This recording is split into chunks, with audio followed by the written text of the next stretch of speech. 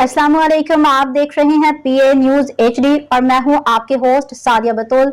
शामिल करते हैं आज की अहम खबरें। वज़ीर आज़म मोहम्मद शहबाज शरीफ ने पाकिस्तान नेशनल शिपिंग कॉरपोरेशन को बैनुल-अक़वामी मयार की शिपिंग कंपनी बनाने के लिए जामिया मंसूबा तलब कर लिया।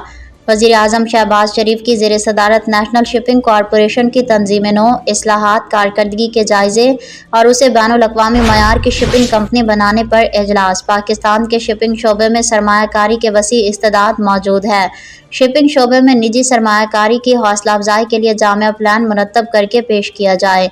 बहरी जहाज़ों की तादाद में इजाफे और पाकिस्तान में कार्गो की आमदोरफ्त के लिए मुसाबकती बुनियादों पर PNSC के जहाज़ों के इस्तेमाल के फ़रोग़ के हवाले से इक़दामात किए जाएँ।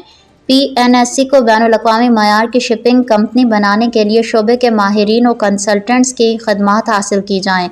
पाकिस्तान नेशनल शिपिंग कॉरपोरेशन के इस्लाहात से न सिर्फ शिपिंग की मद में बैनुल-अक़वामी कंपनी को अदा किए जाने वाले कीमती ज़र मुबादला की बचत होगी, बल्कि मकामी फेयरर्स के लिए रोज़गार के मौक़े बढ़ेंगे।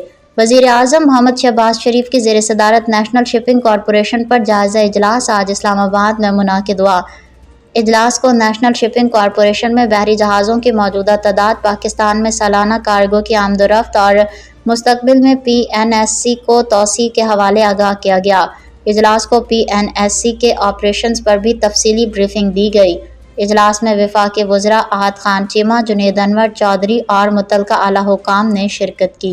न्यूज स्टूडियो से अब तक के लिए इतना ही। मजीद खबरों और अपडेट्स के लिए देखते रहिए PA न्यूज HD।